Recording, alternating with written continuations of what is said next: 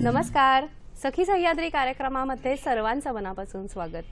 महिलांविषयी, महिलांशी संबंधित सामाजिक, कौटुंबिक, आर्थिक, न्याय हक्क आणि आरोग्य विषयक तुमच्या मनातील विविध प्रश्नांचं, तुमच्या विविध समस्यांचं लाईव्ह फोन इन मार्गदर्शन करण्याचा आमचा प्रयत्न म्हणजेच दूरदर्शन सह्याद्री वाहिनीचा आवडता कार्यक्रम सखी सह्याद्री. सखी सह्याद्रीमध्ये आपण आज आरोग्यविषयक माहिती घेणार आहोत, कारण आज आपल्याकडे आलेले आहेत ॲक्युपंक्चर तज्ज्ञ. आजचा कार्यक्रम हा प्रायोजित कार्यक्रम आहे. विषय आहे असाध्य रोगांवर विना औषध ॲक्युपंक्चर उपचार. प्रचलित उपचार पद्धतीमध्ये अनेक असे आजार आहेत त्यांच्यावर काही इलाजच नाही आहेत, ज्याच्यावर औषधच उपलब्ध नाही आहेत. अशा वेळेस या रुग्णांना आशेचा किरण म्हणजेच ॲक्युपंक्चर उपचार पद्धती. ही ॲक्युपंक्चर उपचार पद्धती म्हणजेच विना औषध, विना शस्त्रक्रिया अशी उपचार पद्धती आहे आणि म्हणूनच ही रुग्णांसाठी वरदान ठरत आहे. ॲक्युपंक्चर उपचार पद्धती म्हणजे काय आहे नेमकं आणि कोणकोणत्या असाध्य आजारांवर आपण ह्याचा यशस्वीपणे उपचार करून घेऊ शकतो, याविषयीच आजचा आपला कार्यक्रम आहे. या विषयावर आपल्याला मार्गदर्शन करतील ॲक्युपंक्चर तज्ज्ञ डॉक्टर पी.बी. लोहिया आणि डॉक्टर सचिन लोहिया. नमस्कार डॉक्टर्स, तुमच्या कार्यक्रमामध्ये स्वागत. Professor sir doctor P B. Lohia हे MBBS MD आहेत. Indian academy professor sir doctor P B. Lohia हे MBBS MD आहेत. इंडियन अकॅडमी ऑफ ॲक्युपंक्चर सायन्सचे ते चेअरमन आहेत. World association of Chinese medicine Beijing चायनाचे ते व्हाईस चेअरमन आहेत. बीजिंग मेरिडियन रिसर्च सेंटर चायनाचे व्हिजिटिंग प्रोफेसर आहेत. जर्मनी आणि श्रीलंका या देशांमध्येही व्हिजिटिंग प्रोफेसर आहेत. फिजिशियन ऑफ द सेंचुरी असा या प्रतिष्ठित पुरस्काराने त्यांना सन्मानित केलेलं आहे. आजचे आपले दुसरे तज्ज्ञ आहे डॉक्टर सचिन लोहिया. नमस्कार सर. डॉक्टर सचिन लोहिया हे MBBS ॲलोपॅथी मेडिसिन डॉक्टर आहेत. चायना येथील शासकीय ॲक्युपंक्चर महाविद्यालयामध्ये तसंच व्हिएतनाममधील जागतिक आरोग्य संघटना येथे ॲक्युपंक्चरचा अभ्यास पूर्ण केलेला आहे. चायना येथील ॲक्युपंक्चर परिषदेमध्ये गोल्ड ऑक्स अवॉर्ड देखील त्यांना मिळालेला आहे. वर्ल्ड असोसिएशन ऑफ चायनीज मेडिसिनचे काउन्सिल मेंबर आहेत. दर्शको, असाध्य रोगांवर विना औषध ॲक्युपंक्चर उपचार असा आजच्या कार्यक्रमाचा विषय आहे. कार्यक्रमामध्ये प्रश्न विचारण्यासाठी तुम्ही उत्सुक असालच. प्रश्न विचारण्यासाठी लागतील आमचे दूरध्वनी क्रमांक. आमचे दूरध्वनी क्रमांक असे आहेत 022 हा मुंबई बाहेरच्या प्रेक्षकांनी STD कोड डायल करायचा आहे. मोबाईल धारकांनी सुद्धा कोड डायल करायचा आहे. आमचे दोन क्रमांक आहेत. पहिला क्रमांक 24908050 आणि दुसरा क्रमांक 24988050. या दूरध्वनी क्रमांकांवर संपर्क साधून आपण आमच्या कार्यक्रमामध्ये जरूर सहभागी होऊ शकता. जास्तीत जास्त प्रश्न आम्ही नेहमीच आमच्या कार्यक्रमामध्ये घेण्याचा प्रयत्न करत असतो, म्हणून फोन करताना कृपया आपल्या टीव्ही संचाचा आवाज कमी ठेवावा. प्रश्न हा विषयाला अनुसरून थोडक्यात आणि सलग विचारावा. नमस्कार डॉक्टर्स, पुन्हा एकदा आजच्या कार्यक्रमामध्ये स्वागत. आज आपण जेव्हा असाध्य रोगांवर ॲक्युपंक्चर उपचार हा विषय घेऊन आलेलो आहोत, डॉक्टर लोहिया मला सांगा की ॲक्युपंक्चर म्हणजे नेमकं काय आहे आणि इतर उपचार पद्धतींपेक्षा ह्याच्यात वेगळं काय आहे? ॲकस म्हणजे सुई आणि पंक्चर म्हणजे टोचणे. आपल्या शरीरावर ठराविक बिंदूवर छोट्या छोट्या सुयेने टोचून उपचार करणे म्हणजे ॲक्युपंक्चर. ॲक्युपंक्चर ही चीनी उपचार पद्धती म्हणून सगळ्या जगात ओळखली जाते. परंतु मी स्वतः 1995 मध्ये माझा बीजिंगला लाईव्ह इंटरव्ह्यू झाला होता. तिथे मी स्वतः असा दावा केला आहे की ॲक्युपंक्चर ही मूळ भारतीय पद्धत आहे आणि बौद्ध धर्मावर चीनमध्ये पसरली आणि चीनमध्ये त्यावर खूप रिसर्च झाला, त्यामुळे ते फोपावले. बरोबर सर. मग तुम्ही स्वतः ॲलोपॅथीचे तज्ज्ञ आहात, मग तुम्ही ॲक्युपंक्चरकडे कसे वळलात? मी स्वतःच नाही, मी, माझी पत्नी, माझे दोन्ही पोरं, दोन्ही मुलं हे सगळे आम्ही ॲलोपॅथीचे तज्ज्ञ आहोत. माझ्या सुना पण मेडिकल डॉक्टर आहेत. पूर्वी माझं मोठं नर्सिंग होम होतं परळी वैजनाथला. प्रॅक्टिस चांगली होती, परंतु मला असं वाटलं की पैसा मिळतोय प्रॅक्टिसमध्ये पण मानसिक समाधान मिळत नाही. त्याचं कारण ॲलोपॅथीमध्ये बऱ्याच रोगाला आम्ही तात्पुरता उपचार करतो, लाक्षणिक उपचार म्हणजे सिम्पटम्स दाबतो. म्हणजे उदाहरणार्थ गुडघा कोणाचा दुखत असेल तर आम्ही एक्सरे करून सांगतो की गुडघ्यात ऑइल नाही आहे, लुब्रिकंट नाही आहे, परंतु लुब्रिकंट वाढवायला आमच्याकडे औषध नसल्यामुळे आम्ही पेन किलर गोळ्या देतो. पेन किलर म्हणजे काय की आम्ही मेंदूला बधीर करतो. ते संवेदना जी आहे दुखण्याची ती मेंदूला पोचवू देत नाही, त्यामुळे दुखणं चालू असतं पण आपल्याला कळत नाही. मग कंबरदुखी असो, गुडघादुखी असो, कुठलंही असेल आम्ही पेन किलर देतो. म्हणजे उदाहरणार्थ एखाद्या घराला जर आग लागली तर ट्रीटमेंट काय पाहिजे की आग विझवा पाणी टाकून. आम्ही काय करतो की आग लागली का घराला डोळे बंद करा म्हणजे घर जळत असलेलं दिसणार नाही. त्यामुळे आय गॉट मेंटली फ्रस्ट्रेटेड, मला काही पटलं नाही आणि त्यामुळे मी ॲक्युपंक्चरकडे वळलो. ॲक्युपंक्चरचा सगळ्यात मोठा फायदा हा की ॲक्युपंक्चर तज्ज्ञ जर असेल, तज्ज्ञ म्हणतोय मी, तर रुग्णाचे नखं पाहून, जीभ पाहून, त्याची नाडी पाहून आणि ॲक्युग्राफ करून तो रोगाचं मूळ शोधून काढू शकतो आम्ही आणि रोगाचा मुळासकट उपचार करण्याचा निश्चितपणे प्रयत्न करू शकतो, जे आम्हाला दुसरीकडे करता येत नव्हतं. हां, दुसरं काय की अत्यंत कमी खर्च, इतर पॅथीच्या मानाने खर्च कमी येतो, तपासणीचाही कमी येतो, उपचाराचाही कमी येतो, कारण याच्यात औषधाचा वापर करत नाही आम्ही. आणि सगळ्यात महत्त्वाची गोष्ट म्हणजे औषध नसल्यामुळे अर्थातच दुष्परिणाम होत नाहीत. बरोबर. आम्ही ज्या ॲलोपॅथीच्या गोळ्या खातो, मी स्वतः ॲलोपॅथीचा डॉक्टर आहे, आम्ही ॲलोपॅथीच्या गोळ्या खातो. प्रत्येक गोळी ही acts like a slow poison for kidney and liver. कारण लिव्हरमध्ये ते मेटाबोलाइज होत असतं औषध, ते केमिकल असतं. लिव्हरमध्ये मेटाबोलाइज होतं, किडनीमध्ये फिल्टर होतं आणि हळूहळू लिव्हर आणि किडनीवर त्याचे दुष्परिणाम होतात. मग कुणी लिव्हरवर झालं तर आंधळ होऊ शकतं, कानावर झालं तर बहिरा होऊ शकतो, नपुसक होऊ शकतो, वगैरे वगैरे. तर ॲक्युपंक्चर पद्धतीत औषध नसल्यामुळे दुष्परिणाम नाही, खर्च इतर पद्धतीच्या मानाने खूप कमी आहे. त्यामुळे भारतासारख्या देशाला म्हणजे डेव्हलपिंग कंट्रीला एक वरदान आहे. आणि सगळ्यात महत्वाचं म्हणजे रोग मुळासकट आपण नीट करू शकतो. हे असे अनेक फायदे आहेत त्याचे. बरोबर. याविषयी अजून आपण जाणून घेणार आहोत, पण सगळ्यांच्या मनात उत्सुकता आहे की विना औषध कसं शक्य होऊ शकेल. डॉक्टर सचिन, काय सांगाल तुम्ही? एकीकडे दवाखाना आहे आणि एकीकडे आमच्याकडे दवा न खाना म्हणजे विना औषध उपचार आहे. तर ह्याच्यामध्ये साहजिकच दर्शकांना जरा कन्फ्युजिंग वाटतं. एकीकडे जिथे आपण औषध घेतो तिथे आपण काय करतो, औषध हे सपोर्ट सिस्टीम म्हणून तुम्हाला काम करतं. म्हणजे तुमचा जो आजार आहे त्याला तो दाबून ठेवतो.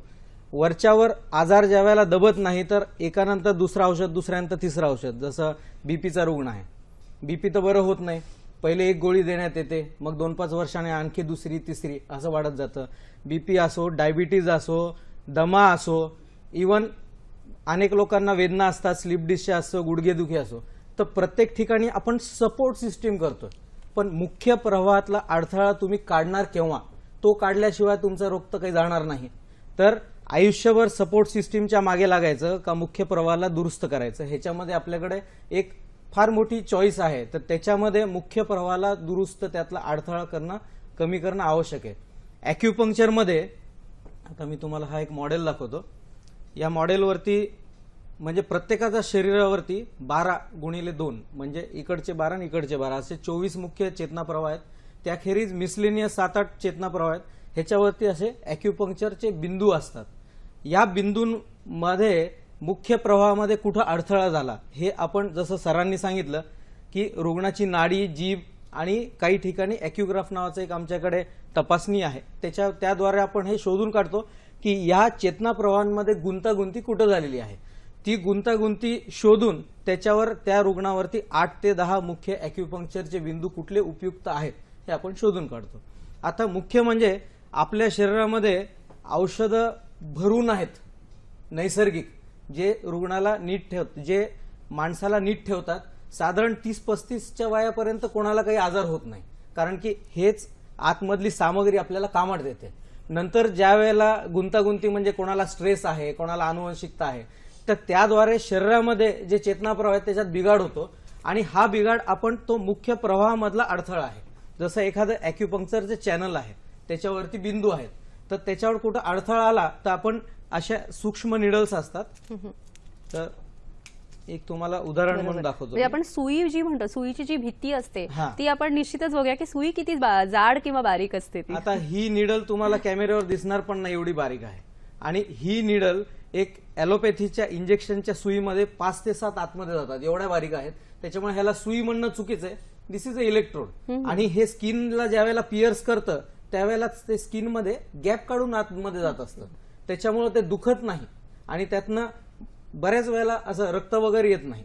तर आपण काय करतो, ते निडल्स लावून त्या चेतना प्रवाहामध्ये कुठे अडथळा आलेला आहे, त्या ऑर्गनला जाणारी एनर्जी कुठे डिस्टर्ब झाली ती आपण दुरुस्त करतो.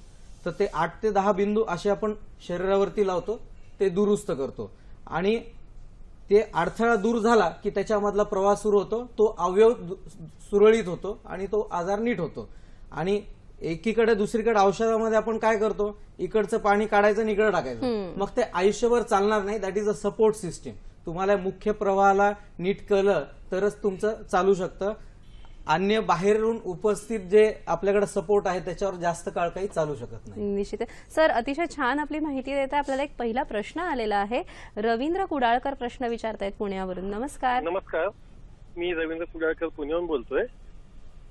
डॉक्टर लोहिया सर, आपले रिझल्ट अतिशय उत्तम असतात. म्हणजे एखाद्या चमत्कारा इतकेच ते छान असतात. मला 2 प्रश्न आपल्याला विचारायचे. पहिला प्रश्न असा आहे की ॲक्युपंक्चर हे सिद्ध झालेलं शास्त्र आहे का?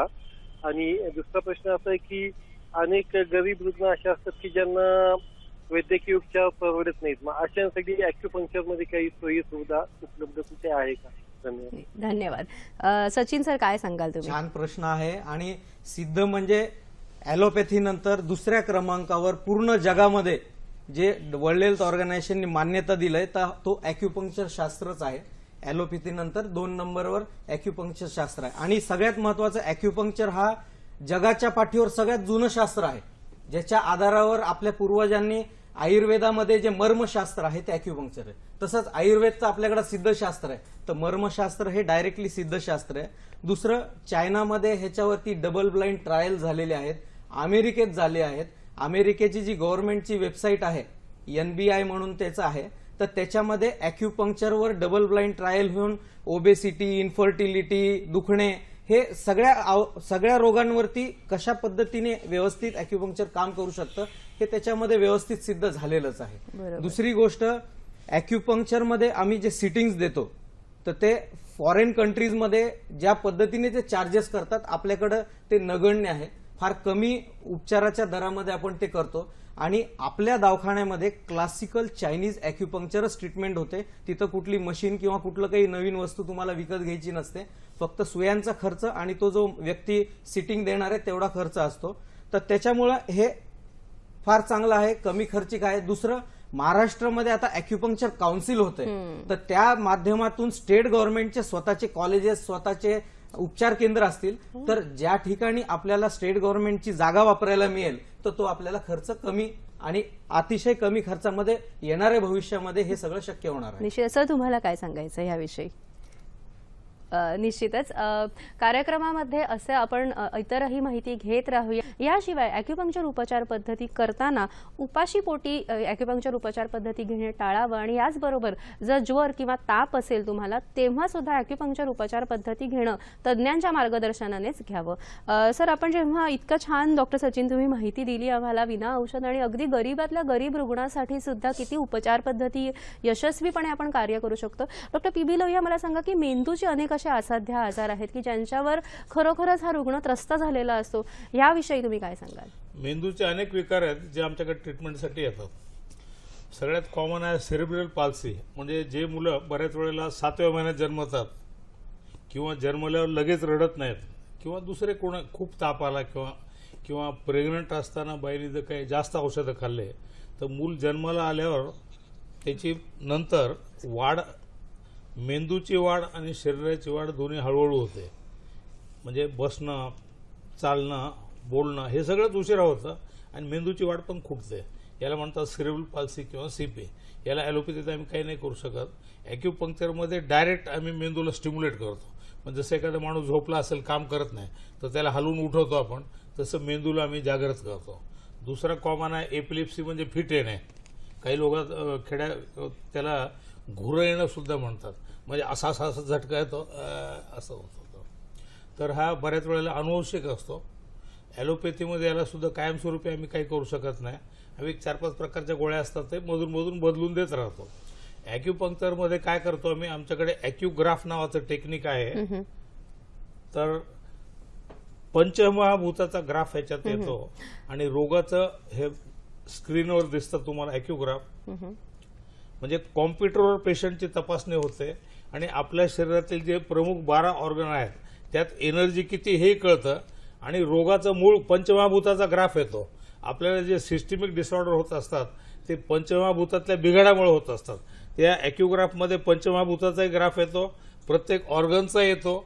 त्यामुळे आज ज्या रोगासाठी रुग्ण आला त्याचं मूळ कारण कुठे आहे ते कळतं आणि याला भविष्यामध्ये काय काय रोग होऊ शकतात ते पण कळतंय. खूप चांगलं टेक्निक आहे ॲक्युग्राफ. तर एपिलेप्सीमध्ये आम्ही ॲक्युग्राफ करून रोगाचं मूळ शोधून काढतो आणि कायमस्वरूपी नीट करू शकतो. अजून एक कॉमन प्रॉब्लेम आहे पार्किन्सोनिझम. पार्किन्सोनिझममध्ये आपल्या मेंदूमध्ये बेझल गँग्लिया नावाचे सेल असतात. हे बेझल गँग्लिया डोपामिन तयार करत असतात, ते तयार होत नाही. मग पेशंटचा प्रत्येक क्रिया ह्या स्लो होतात. काही लोकांना असे ट्रेमर येतात, असा हात हे होतो, याला कंपवात म्हणतात मराठीमध्ये. तर याला ॲलोपॅथीत आम्ही सिंडोपा नावाच्या गोळ्या देत असतो, त्या आयुष्यभर घ्याव्या लागतात आणि काही दिवसांनी गोळ्याचा काहीच उपयोग होत नाही. तर आम्ही काय करतो की या पेशंटला ॲक्युपंक्चर सुरू, त्याचा ॲक्युग्राफने मूळ शोधून काढतो. याला ॲक्युपंक्चरमध्ये लिव्हर विंड म्हणतात, की लिव्हरमध्ये विंड झाला म्हणून हात असा कापतो. तर आम्ही मूळ शोधून काढून उपचार करतो आणि हळूहळू त्याच्या औषधं कमी करतो. या कॉमन विकारा व्यतिरिक्त आमच्याकडे ज्याला आपण मानसिक रोग म्हणतो, डिप्रेशन वगैरे, ते पण येतात. हे डिप्रेशनच्या केसेसमध्ये सुद्धा आयुष्यभर ॲलोपॅथीत आम्ही त्याला मुळेलेटर देत राहतो. इथं डिप्रेशनला सुद्धा आम्ही मुळात काय की ज्याला आम्ही मानसिक आजार म्हणतो ते मानसिक नसतात. अच्छा. अकॉर्डिंग टू आम्ही काय करतो ॲलोपॅथीत बऱ्याच वेळेला की रोगाचं मूळ आम्हाला नाही कळालं, आम्ही त्याचा दोष पेशंटच्या माथी मारतो की हे मानसिक आहे, तुझ्या मनात वहम आहे किंवा शंका आहे, असं काहीतरी. ॲक्युपंक्चर प्रमाणे liver is related to mind. आणि लिव्हरमध्ये एनर्जी कमी किंवा जास्त झाली किंवा लिव्हरमध्ये उष्णता वाढली तर डिप्रेशन आहे, सिझोफ्रेनिया आहे, मेनिया आहे किंवा बरेचसे रोग असतात, ओसीडी वगैरे, अशा प्रकारचे रोग संभवतात. तर मेंदूच्या विकारासाठी, आपल्या मनाच्या विकारासाठी, मनोविकारासाठी सुद्धा ॲक्युपंक्चर ही फार चांगली ट्रीटमेंट आहे. अजून एक कॉमन प्रॉब्लेम हा आहे मायग्रेन, म्हणजे अर्धशिशी. बरोबर. अर्ध डोकं खूप दुखतं, फट फट फट फट फट. तर ॲक्युपंक्चर शास्त्राप्रमाणे लिव्हरमध्ये जर हीट वाढली तर ते डोक्याला फट फट फट मारते इथे आणि असं हातोडा मारल्यासारखं डोकं दुखतं आणि त्याला उलटी झाली की लगेच डोकं दुखत बंद होतं. आम्ही ॲक्युपंक्चरमध्ये याला कायमस्वरूपी नीट करू शकतो. कमीत कमी 90% लोकांचा कायमस्वरूपी उपचार होतो. बरोबर. सर, ट्रायजॅमिनल न्यूरॅल्जिया सुद्धा एक व्याधी असतो ना, त्याविषयी काही आपण करू शकतो का? ट्रायजॅमिनल नर्व ही क्रेनियल नंबर 5 नर्वची नर्व असते. ती कुठल्या कारणाने जर इरिटेट झाली तर चेहऱ्यावर हे बऱ्याच वेळेला हे असं दुखतं. ऍक्च्युअली ट्रायजॅमिनल नर्वच्या 3 ब्रँचेस असतात, एक अशी असते, एक अशी असते आणि एक अशी असते. पण प्रॅक्टिसमध्ये मी पाहिलं की मेजॉरिटी लोकांना जो पेन होतो ह्या दातापासून सुरू होतो आणि असा वर जातो पेन. ॲलोपॅथीमध्ये आम्ही ह्याला तात्पुरतं गोळ्या देऊन कमी करतो, टेग्रेटॉल वगैरे गोळ्या देतो, तात्पुरतं बरं वाटतं. पण हे औषध आयुष्यभर खावं लागतं. हा जो पेन असतो हा इलेक्ट्रिक शॉकसारखा चेहऱ्यावर एकदम पेन होतो आणि पेन इतका नाजूक असतो की समोरचा माणूस जोरात हसला की याला आपल्याला अटॅक येतो दुखण्याचा. हा, तर ॲक्युपंक्चरमध्ये सुद्धा याचं मूळ शोधून काढतो. बऱ्याच वेळेला हे लिव्हरशीच रिलेटेड असतं आणि याला कायमस्वरूपी आपण नीट करू शकतो. अजून एक इंटरेस्टिंग गोष्ट पाहिली मी, बऱ्याच लोकांना पौर्णिमेच्या वेळेला, पौर्णिमेच्या आसपास ट्रायजॅमिनल न्यूरॅल्जिया, एपिलेप्सी किंवा मायग्रेनचे अटॅक येतात. आणि ॲक्युपंक्चरमध्ये गॉल ब्लॅडर 24 नावाचा पॉइंट आहे. ह्या एका पॉइंटने हे तिन्ही, जर पौर्णिमेच्या वेळेला अटॅक येत असेल, फक्त एका पॉइंटने हे तिन्ही आजार कायमस्वरूपी जाऊ शकतात. अच्छा. निश्चितच सर. आणि विविध असाध्य रोगांवर जेव्हा आपण विषय काढतो तेव्हा डायबिटीज हा सध्या भारतामध्ये अगदी एपिडेमिक सारखा वाढणारा डिसीज आहे. घरोघरी, घरटोघरटी एक तरी व्यक्तीला मधुमेह आणि त्याचे होणारे दुष्परिणाम ह्यांना सामोरं जावं लागतंय. डॉक्टर सचिन, मला सांगा, ह्याविषयी आपण ॲक्युपंक्चरने मदत करू शकतो का? हो, निश्चितच. ह्याच्यामध्ये असं आहे की मधुमेहाला ज्यावेळेला आपण कंट्रोल करतो तर त्याच्यामध्ये आपण रक्तातली साखर कमी करतो, परंतु साखर आतमध्ये जो दुष्परिणाम, म्हणजे साखरची जी उपासमार आतमध्ये अवयवांना होत आहे तिथं काही थांबत नाही. त्याच्यामुळे कोणाला किडनीचा होतो, त्याला आम्ही नेफ्रोपॅथी म्हणतो. कोणाला डोळ्याचा म्हणजे अंधत्व निर्माण होतं, त्याला आम्ही रेटॅनोपॅथी म्हणतो. कोणाला पायाच्या ज्या तळवा आहे त्याच्यामध्ये आग होते, मुंग्या येते, सुन्नपणा होतं आणि जास्त जर खूप वाढलं तर पुढे गँग्रीन पण होण्याचे चान्सेस असतात. तर त्याला आपण न्यूरोपॅथी म्हणतो. असे प्रमुख 3 ह्याचे दुष्परिणाम आहेत. तर त्याच्यामध्ये जसं आता किडनीचं विकार आला तर किडनीच्या विकारामध्ये काय होतं तर ब्लड युरिया आणि सिरम क्रिएटिन वाढतं. तर ह्याच्यामध्ये किडनीवर जी उपासमार होत आहे ग्लुकोजची, तर ती आपण ॲक्युपंक्चरच्या मार्फत, जसं आपण आता डिस्कस केलं की नाडी पाहून, जीभ पाहून आणि काही ॲक्युग्राफच्या द्वारे आपण हे शोधून काढतो की तो जे चेतना प्रवाह आहे किडनीचा त्याच्यावर परिणाम कुठल्या कुठल्या इतर चेतना प्रवाहांचा होतोय. शरीरामध्ये हे सगळे चेतना प्रवाह, हे सगळे अवयव एकत्र सोबत काम करत असतात. जसं घरामध्ये कधी कलह होतं तर त्याच्यामध्ये कलह दुरुस्त करण्यासाठी एकमेकांची बैठक वगैरे काही होते, तर त्याच पद्धतीने आपण ह्याच्यामध्ये काही अॅक्युपंक्चरचे बिंदू शोधून त्याच्यामध्ये लिव्हरच्या हिटमुळे किडनीवर परिणाम होतोय का, किंवा शरीरामध्ये ट्रिपल एनर्जायझर आहे त्याच्या हिटमुळे होतोय का, किंवा ते कमकुवत झाल्यामुळे तर किडनीमध्ये कोल्ड डॅम्पनेस निर्माण होते का, हे आपण सगळं शोधून काढतो. त्याप्रमाणे त्याला उपचार देतो. डायबिटीज प्रमाणे हायपरटेन्शनचा पण किडनीवर परिणाम होतो. हे दोन्हीचे प्रमुख आमच्याकडे रुग्ण येतात. हायपरटेन्सिव्ह नेफ्रोपॅथीमध्ये रुग्णाचं फार लवकर त्याच्यावर इफेक्ट येतो. आता माझ्याकडे पनवेलला एक पोलीस इन्स्पेक्टर होते, त्यांचं 1.8 होतं क्रिएटिनिन. आता 2 वर्षापासून हे नेफ्रोलॉजिस्टकडे जायचे. आपल्याकडे त्यांनी फक्त 1 का 1.5 महिना ट्रीटमेंट घेतला असावा, पूर्ण नॉर्मल झालं. आयुष्यभरासाठी हा माणूस तर दूर झाला किडनीपासून. तसंच आता किडनीची एक केस आमच्याकडे दादरला आहे.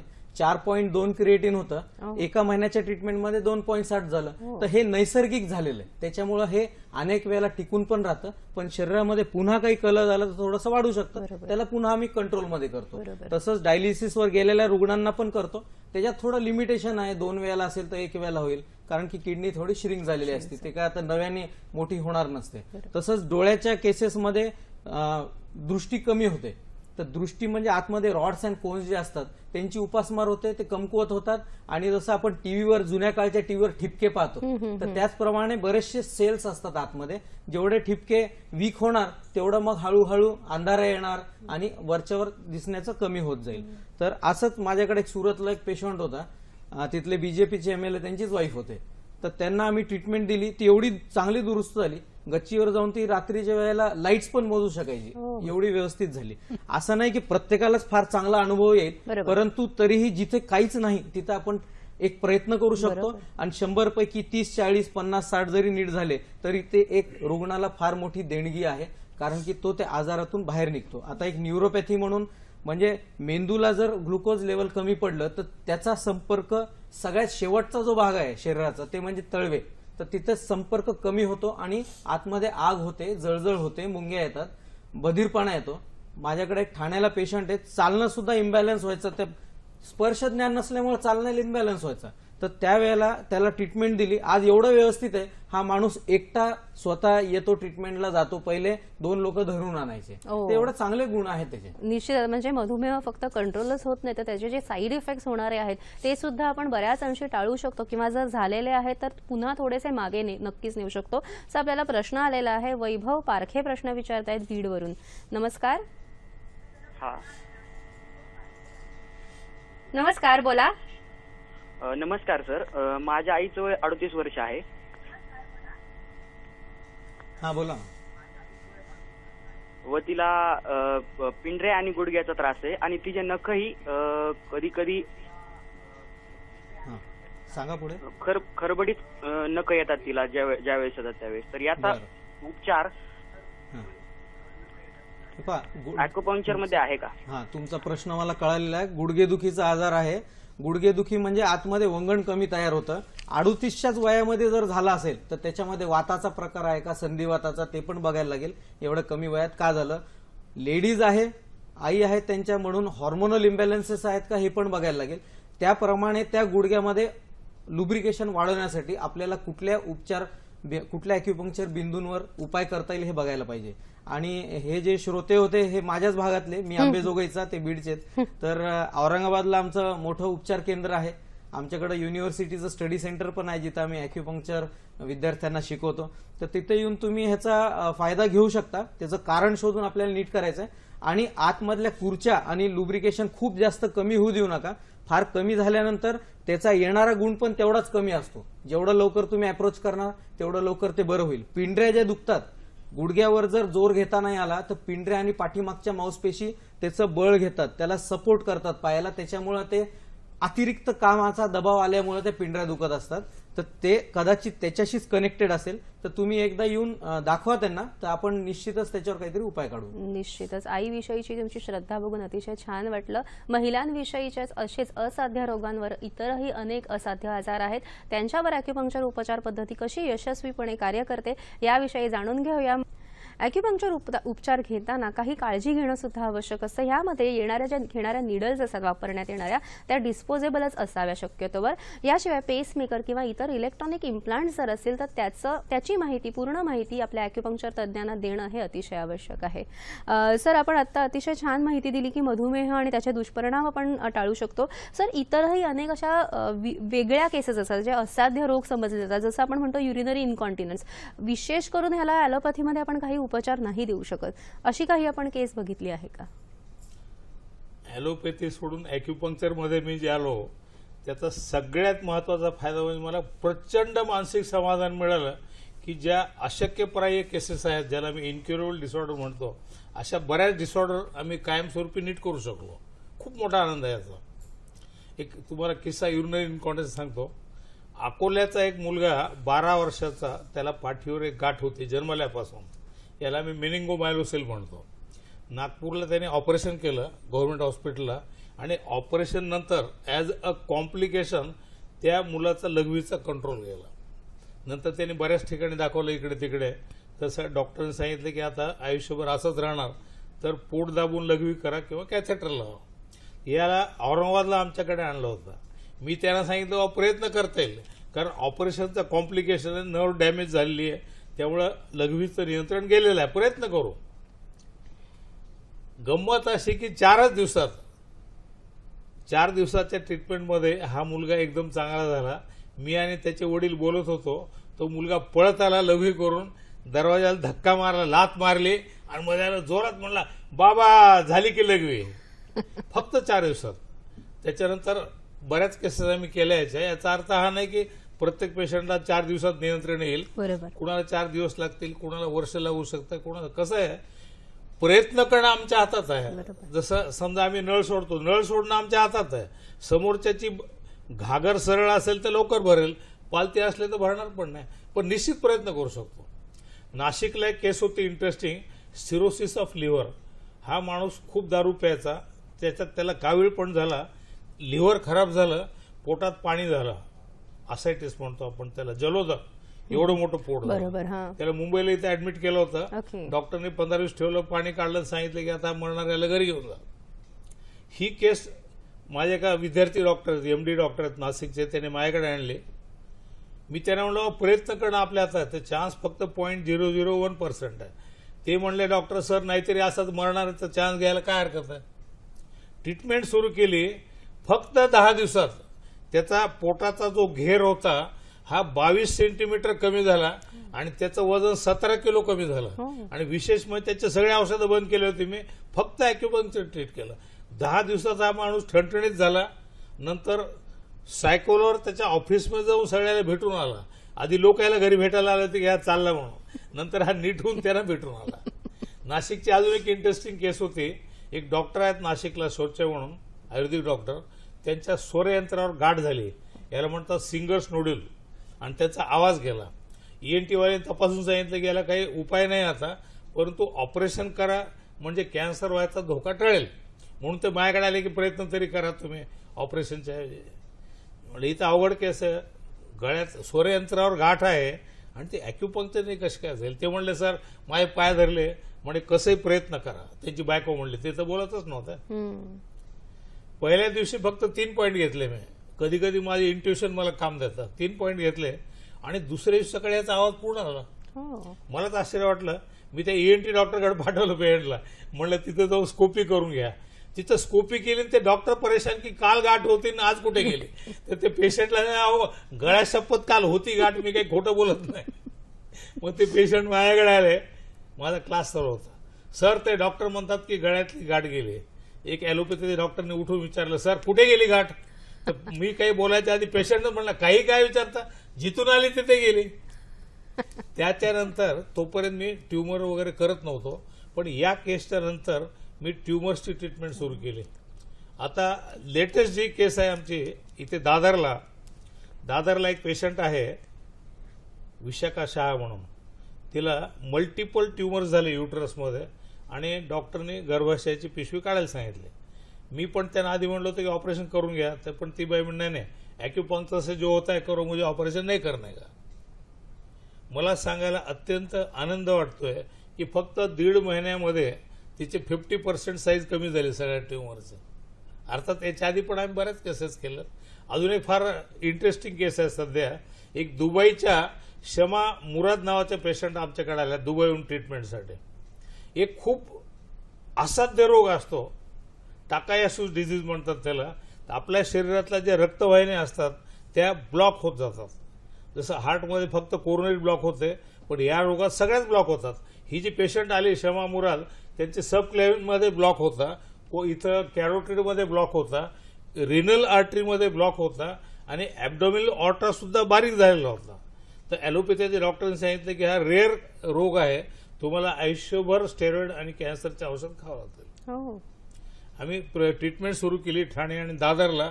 सांगायला अत्यंत आनंद वाटतोय की त्यांचे आताचे रिपोर्ट एकदम चांगले आले आणि त्यांच्या डॉक्टरनी सांगितलं की स्टेरॉइड बंद करून टाका. रेअर केस आहे. अशा अनेक केसेस केल्या. परडीला एक ॲझोस्पर्मियाची केस होती. एक टीचर होता, त्याला मूलबाळ होत नव्हतं.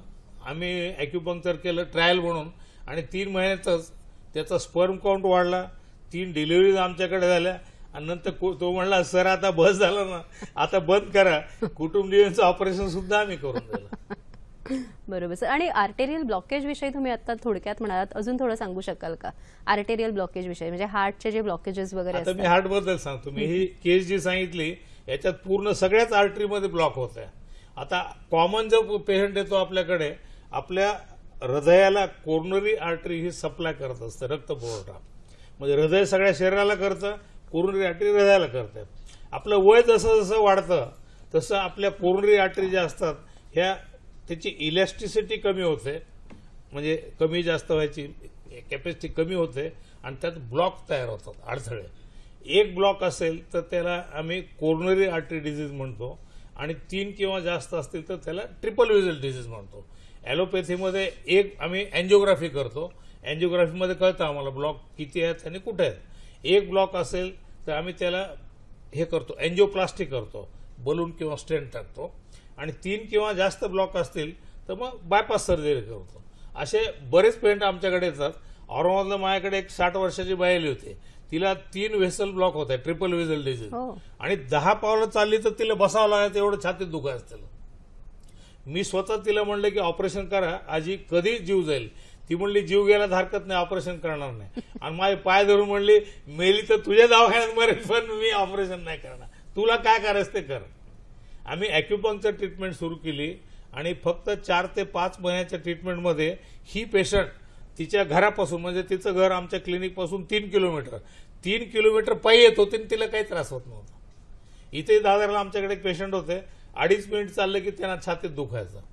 मी त्यांना म्हणलं रोज चालून पहा, म्हणजे आपल्याला कळेल किती फरक पडला. 6 महिन्याच्या ट्रीटमेंटमध्ये ते 6 महिन्यानंतर त्यांना विचारलं की आता कसं वाटतं, किती चालू शकता. ते म्हणले सर घंटाभर चालतो पण नंतर थांबावं लागतं. मी म्हणलं काय होतं, कुठं दुखतं. ते म्हणले माझ्या गुडघे आणि पोटऱ्या दुखतात. म्हणजे छातीत दुखत नाही, गुडघे आणि पोट. असे ऑपरेशन टाळण्यासाठी बरेच पेशंट येतात आमच्याकडे. बरोबर सर. ह्याचबरोबर किडनी फेल्युअरच्या काही केसेस आहेत का तुमच्याकडे? किडनी फेल्युअरच्या तर खूप केल्या केसेस आणि साधारणतः 70% लोकांना आमचा चांगला फायदा होतो. एक पुण्याला एक पेशंट होता माझ्याकडे, इंजिनियर होता, यूपीचा होता बेसिकली. 12 वर्षापूर्वी त्याची किडनी खराब झाली होती आणि त्याला त्याच्या वडिलांनी किडनी दिली होती. ही किडनी 3-4 वर्ष चालली, परत खराब झाली.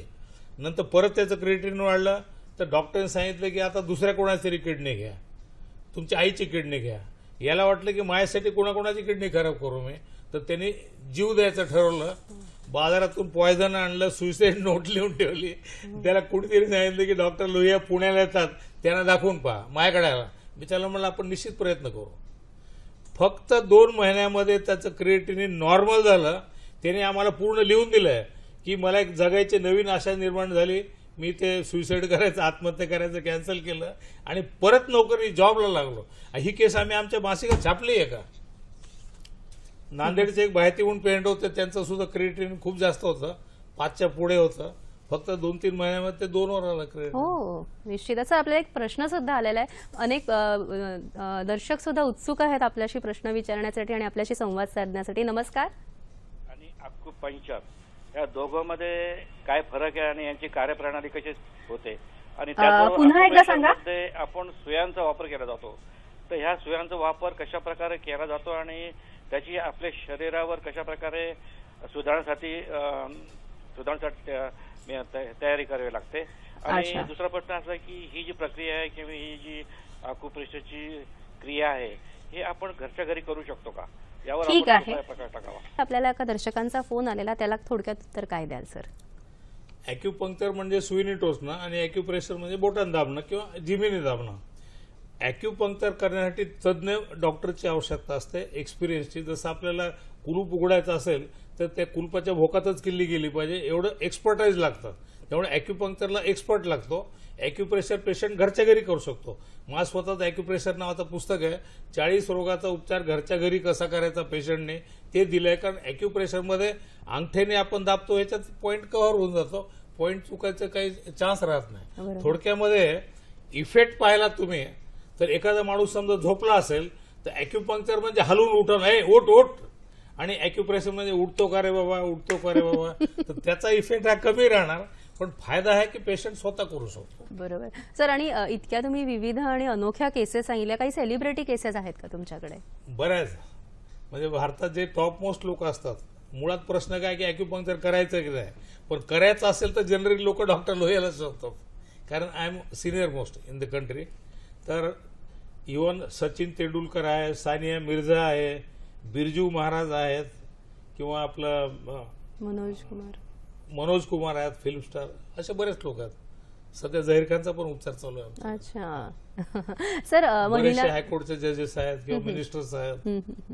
सर, आपला जो महिलांविषयीचा सखी सह्याद्रीचा कार्यक्रम आहे, त्यामुळे महिलांचा एक विषय म्हणजे पाळीच्या विविध समस्या, याविषयी आपण ॲक्युपंक्चर काही करू शकतो का? पाळीच्या ज्या समस्या असतात त्या इस्ट्रोजन प्रोजेस्टेरॉन हे जे 2 हार्मोन असतात त्याचं बॅलन्स आणि त्याची टेस्टोस्टेरॉन बरोबरचा बॅलन्स याच्यावर अवलंबून असतात. तर ब्लिडिंग न होणे, कमी होणे, जास्त होणे, इरेग्युलर होणे, आणि अकॉर्डिंग टू ॲक्युपंक्चर हे सगळे लिव्हर आणि किडनी आणि हार्मोन याच्याशी संबंधित असतात. या सगळ्यालाच ॲक्युपंक्चरमध्ये अतिशय चांगली ट्रीटमेंट आहे. याच्यात पीसीओडीचा नावाचा एक विकार आजकाल खूप कॉमन आहे, पॉलिसिस्टिक ओव्हरी. त्याला ॲलोपॅथीत आम्ही फारसं काही करू शकत नाही. याच्यामध्ये पेशंटचं जाडी वाढते, लठ्ठपणा येतो, पेशंटला कभी खुशी कभी गम असे अटॅक येतात, की कधी खूप खुश आणि कधी खूप डिप्रेस्ड असे अटॅक येतात. मानसिक रोग म्हणून ट्रीट केला जातो. आणि पाळी एक तर येत नाही, आली तर ओव्ह्युलेशन होत नाही बऱ्याच वेळेला, त्यामुळे यांना पुढे गर्भधारणा व्हायचा प्रॉब्लेम असतो, म्हणजे एकंदरीत लग्नाचाच प्रॉब्लेम असतो. तर अशा बऱ्याच केसेस येतात.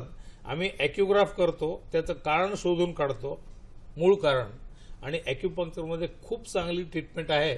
माझ्याकडे पुण्याला एक पेशंट होता पीसीओडीचा, त्याला डॉक्टरने सांगितलं होतं की तुम्हाला ओव्ह्युलेशन होत नाही, त्यामुळे तुम्हाला फर्टिलिटीचा प्रश्नच येत नाही. खूप आनंद वाटतो की फक्त 20 सिटिंगमध्ये ओव्ह्युलेशनही झालं आणि ती नंतर प्रेग्नंटही झाली, तिने पण लिहून दिले. ही केस सुद्धा आम्ही एका मासिकात छापली आमच्या. सर, जेव्हा आपण असाध्य आजारांविषयी म्हणत असतो तेव्हा डोळ्यांचे अनेक असे आजार आहेत की ज्यांना खरोखरच काही ट्रीटमेंट नाही. ऑप्टिक अट्रॉफी नावाचा जो आजार आहे, डॉक्टर सचिन काय सांगाल याविषयी? ऑप्टिक ॲट्रोफी म्हणजे मेंदूला जी मेंदूपासून जी डोळ्याला ऑप्टिक नर्व जाते ती वीक होऊन जाते, म्हणजे त्यातले जे सेल्स असतात ते वीक होतात. त्याच्यामुळे डोळ्यामध्ये जी नजर येते ती मेंदूपर्यंत पोहोचत नाही. तर अशा केसेसमध्ये ती जी नर्व आहे ती वीक का झाली, त्याच्यावरचं कव्हरिंग वीक झालं का, आतली सेल्स वीक होतात, तर त्याप्रमाणे आपण ती नर्व वीक होण्यामागचं कारण काय आहे, डायबिटीज आहे का, हायपरटेन्शन आहे का, आणखी काही आजार आहे, हे आपण आधी शोधून काढतो. त्याप्रमाणे त्याला उपचार दिलं जातं. आता माझ्याकडे एक सुरतला केस होती, MRI मध्ये त्यांनी दाखवलं की ऑप्टिक नर्व त्याची वाळलेली आहे, आणि आता ह्याच्या म्हणजे त्या लेडीजला त्याची मुलं धरून आणायची ट्रीटमेंटसाठी, आणि नजर पुष्कळ कमी झाली होती, घरातलं काम काही शक्य नव्हतं, फक्त थोडंफार काही दिसायचं. तर या केसला आपण ट्रीटमेंट सुरू केली आणि एक साधारण 7-8 महिन्यामध्ये एवढी व्यवस्थित झाली की घरकाम वगैरे सगळं करणं व्यवस्थित झालं. त्याच वेळेला माझ्याकडे एक ऑप्थॅल्मॉलॉजिस्ट, त्यांचा मुलगा माझ्याकडे ट्रीटमेंटला होता. ते सिनियर होते. मी म्हणलं, सर हा MRI रिपोर्ट आहे, ह्याच्यामध्ये दाखवलेलं आहे की नर्व पूर्ण वाळलेली आहे, तरी ही केस आमच्याकडे दुरुस्त झाली, ही तुमच्या समोर आहे, तुम्ही पहा. तर ते म्हणाले की कधी कधी ही वाळलेली जी नर्व आहे त्याच्यामध्ये थोडेफार डॉर्मंट सेल असतात जे सुरू केले असतील काम करायला, त्याच्यामुळे हे दुरुस्त झालं. म्हणजे सांगायचा अर्थ ते वाळलेली जरी दिसली तुम्हाला तर तुम्ही आशा सोडायची नसते, तुम्ही त्याच्यावर उपाय करण्यासाठी प्रयत्न चालू ठेवा. आपली लॉटरी त्याच्यामध्ये लागू शकते. लॉटरी म्हणजे अॅक्युपंक्चर हा चमत्कार नाहीये. निश्चितच. आपण जो काही सायंटिफिकली ट्रीटमेंट करतो तर आतमध्ये नर्व मध्ये त्याचे सेल्स डेव्हलप व्हायला किंवा कव्हरिंग खराब झाली असेल, तिथं लिकेज असेल कंडक्शन व्हेलॉसिटीचं, ते दुरुस्त होण्यासाठी मदत होतं. बरोबर. थोडक्यात ॲलोपॅथीमध्ये आम्ही नर्वला डेड समजतो की आता ही मेली, आता काम करणार नाही, आणि अॅक्युपंक्चरमध्ये आम्ही समजतो की झोपलेली आहे आणि हलवून याला उठत आहे. बरोबर. म्हणजे सुप्तावस्थेत गेलेल्याला पुन्हा आपण म्हणजे ऍक्टिव्हेट जागृत करणं, करू शकतो. जागृत करू शकतो. सर, अॅक्युपंक्चर म्हणजे ना मुख्यतः आपल्या विचार येतात पेन आणि पॅरालिसिस, तर ह्याविषयी आपण काय सांगू शकता सर? पेनमध्ये कॉमन जे आमच्याकडे येतात ते गुडघेदुखी, कंबरदुखी, मानदुखी आणि संधिवात, फ्रोझन शोल्डर वगैरे. तर गुडघेदुखी फार कॉमन आहे. डॉक्टर सचिनने आता सांगितलं की जनरली 40 वर्षाच्या पुढे पेशंट गेला की आपल्या गुडघ्यामध्ये जे वंगण तयार व्हायला पाहिजे ते व्हायचं तितकं होत नाही. जसं माणूस म्हातारा झाला की आळशी होतो, काम कमी करतो. तर अॅक्युपंक्चरमध्ये आम्ही काय करतो की आपल्या गुडघ्यात सायनोइल शीत असतं जे हे वंगण तयार करत असतं. तर 40च्या नंतर हे कमी प्रमाणात तयार होतं. जसं मी मगा सांगितलं की माणूस झोपला, काम करत नाही, तर त्याला आपण हलवून उडतो, हे ओट ओट काम कर, किंवा एक झापण मारतो, हे ओट कामाला लाग. तसं आम्ही अॅक्युपंक्चरमध्ये त्याला टोचतो सुयाने आणि त्याला जागृत करतो आणि लिव्हर किडनीची एनर्जी वाढवतो गुडघ्यासाठी. आणि गुडघ्याचं ऑपरेशन हमखास आम्ही टाळू शकतो. बरोबर. ॲलोपॅथीत आम्ही ऑपरेशन करायला सांगतो. कंबरदुखी आणि मानदुखी जे आहे हे पण वयाचे विकार आहेत. साधारणतः 35-40च्या नंतर कंबर आणि मानेमध्ये स्पॉन्डिलोसिस सुरू होतं. एक तर काय विअर अँड टेअर म्हणजे घर्षणामुळे दोन मणक्याच्या मध्ये ज्या गाद्या असतात त्या पातळ होतात. याचं कॉमन आपल्याकडे भारतामध्ये 70% 80% स्त्रिया ह्या घरकाम करतात आणि घरकामात समोर वाकावं लागतं. मान समोर वागते, कंबर समोर वागते. दुसरं जे जास्त प्रवास करतात त्यांच्या गाद्या लवकर खराब होतात, ज्यांना वजन उचलायचं काम पडतं, किंवा जे कॉम्प्युटर, आजकाल कॉम्प्युटरमुळे फार कॉमन प्रॉब्लेम आहे. कारण कॉम्प्युटर हे आयटीचे लोक कॉम्प्युटर अगदी वापरतात. बरोबर. मान अशी वागते, कंबर वागते. तर हे दुखलं त्याला आम्ही सॉफ्टवेअर सिंड्रोम म्हणतो, कंबर दुखली की आम्ही हार्डवेअर सिंड्रोम म्हणतो. खूप कॉमन आहे. आणि ज्यांना कॉम्प्युटर काम नाही ते दिवसभर व्हॉट्सअपवर पाहत असतात, तर व्हॉट्सअप असं मान वागते, त्याच्यामुळे सुद्धा स्पॉन्डिलोसिस होतो. तर मानेत झाला तर नंतर हातात मुंग्या येतात. आधी स्पॉन्डिलोसिस होतो म्हणजे घर्षणामुळे मणका खराब होतो, ऑस्टिओपाइट तयार होतात.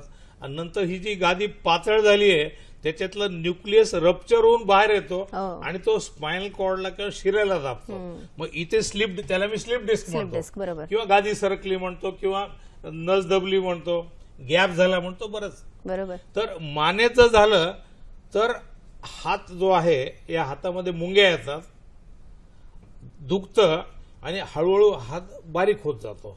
आणि जर कमरेत झालं तर पाय, एक किंवा दोन्ही पाय दुखतात, मुंग्या येतात, हळूहळू पाय बारीक होत जातो आणि अँकल जॉईंट मधून घोट्यापासून असं करायचं जातं, त्याला मी फुट ड्रॉप म्हणतो. कधी कधी जास्त सिव्हिअर असेल तर लघवी आणि संडासचं नियंत्रण पण जाऊ शकतं. तर याला ॲलोपॅथीमध्ये आम्ही ऑपरेट करत असतो. ऑपरेट करताना ती जे हे लॅमिना कट करत असतो आम्ही. तर त्याच्या जर शिरेल धक्का लागला तर पॅरालिसिसची दाट शक्यता म्हणजे असते. या सुद्धा जे शस्त्रक्रियेने उपचार करणाऱ्या जे रोग आहेत त्यांच्यावर सुद्धा अॅक्युपंक्चरने अतिशय उत्तम आणि विना औषध आणि विना शस्त्रक्रिया आपण उपचार करू शकतो. कार्यक्रमात आता वेळ झालेली आजच्या आरोग्य सल्ल्याची. पावसाचं केरळात आगमन झालेलं आहे, महाराष्ट्रात सुद्धा सरी बरसत आहेत. पावसाळ्यामध्ये आपण आरोग्याची काळजी कशी घ्यावी याविषयीचा आजचा आरोग्य सल्ला आहे. दूषित पाणी पिणे टाळावं, पाणी उकळून घ्यावं, जखम उघडी ठेवू नये, कचऱ्याचा योग्य निचरा करावा, त्यामुळे मच्छरांची पैदास कमी होईल आणि जेवणापूर्वी हात स्वच्छ धुवून घ्यावेत. याच कार्यक्रमाचं पुन्हा प्रक्षेपण तुम्हाला बघता येणार आहे सोमवार 3 जुलै 2017 रात्री 10 ते 11 वाजता. 10 ते 11. आजचा कार्यक्रम तुम्हाला कसा वाटला हे जाणून घेण्याची सुद्धा उत्सुकता आहे. आमचा पत्ता तुम्ही त्यासाठी नोंदवून घ्या. www.facebook.com/sakhisayadri.dd वर तुमच्या कॉमेंट्स पाठवू शकता. sakhisayadri@gmail.com वर तुम्ही तुमच्या प्रतिक्रिया पाठवू शकता. याशिवाय youtube.com/sakhisayadri वर हाच कार्यक्रम तुम्ही पुन्हा बघू शकता. असं थोडक्यात पॅरालिसिस विषयी काय सांगाल? पॅरालिसिसमध्ये जे कॉमन असतं ते अर्धांगवायू, 40 वर्षाच्या नंतर बऱ्याच लोकांना ब्लड प्रेशर जर जास्त असेल आणि औषध वगैरे नाही घेतलं, भांडण झालं, तर मेंदूमध्ये शिर ब्रेक होते, आर्टरी मेंदूमध्ये रक्तस्राव होतो आणि त्यामुळे अपोजिट साईडचा पॅरालिसिस होतो, ज्याला आपण मराठीमध्ये अर्धांगवायू म्हणतो. काही लोकांना जर शरीर ओलं असेल आणि गार हवा लागली तर तोंड वाकडं होतं, त्याला बेल्स पाल्सी म्हणतात. आणि ॲक्सिडेंटमध्ये मणका मोडला तर बऱ्याच वेळेला जर कमरेत मणका मोडला तर दोन्ही पाय जातात आणि मानेत मोडला तर दोन्ही हात पाय जातात आणि लघवी संडासचा कंट्रोल जातो. या सगळ्याला ॲक्युपंक्चरमध्ये आपण बऱ्यापैकी उपचार करू शकतो. फक्त पेशंट जर लवकर आला तर लवकर नीट होतो आणि जास्त पर्सेंट नीट होतो आणि उशिरा आला तर मात्र वेळ लागतो. आमच्याकडे एक पेशंट होता औरंगाबादला, त्याच्या 12 मणका मोडला T12, त्याचे 6 तुकडे झाले, दोन्ही पाय लुळे झाले आणि आमच्याकडे 8 दिवसात पूर्ण नीट झाला. आणि मग मी कमरेबद्दल बोललो, कमरेचे आणि मानेचे स्लिप डिस्कचे ऑपरेशन असतात, ते आपण हमखास टाळू शकतो. एकदम चांगल्यापैकी उपचार आपल्याकडे आहे. निश्चितच. असं जाता जाता तुम्ही इतक्या छान विविध असाध्य रोगांवर आमच्या दर्शकांना माहिती दिली आहे. जाता जाता तुम्ही आमच्या दर्शकांना काय संदेश देऊ शकता? मी मुळातच ॲक्युपंक्चरकडे आलो त्याचं अजून एक कारण आहे की भारत हा डेव्हलपिंग कंट्री आहे. आपल्या लोकांचा बराच खर्च जो आहे हा औषधावर खर्च होतो, नको त्या तपासण्यावर होतो. हा त्यांचा खर्च वाचवावा आणि एक विना औषध उपचार पद्धती जिचे कुठलेही दुष्परिणाम नाहीत आणि रोग मुळासकट आपण नीट करू शकतो, त्याच्यामुळे मी ॲक्युपंक्चरकडे वळलो. लोकांनी याचा जास्तीत जास्त फायदा घ्यावा आणि औषध घेण्याचं शक्यतो टाळावा. निश्चितच. विना औषध, विना साईड इफेक्ट्स ॲक्युपंक्चर उपचार पद्धती आज आपल्याला दृष्टिगोचर झालेली आहे. निश्चितच मला वाटतं आपल्या दर्शकांना याचा अतिशय चांगला फायदा होईल, कारण असाध्य रोगांवर आजार म्हणजेच ग्रीष्मातील तप्त उन्हानंतर पावसाच्या अतिशय आल्हाददायक सरींचाच अनुभव आपल्याला आलेला आहे. आज डॉक्टर सचिन लोहिया आणि डॉक्टर PB लोहिया आपल्याकडे आलेले आहेत आणि विविध असाध्य आजारांवर त्यांनी जे मार्गदर्शन केलेलं आहे निश्चितच आपल्याला लाभदायक ठरणार आहे. आणि त्यासाठी दूरदर्शन आणि सखी सह्याद्रीतर्फे तुमचे मनपूर्वक आभार सर. थँक्यू.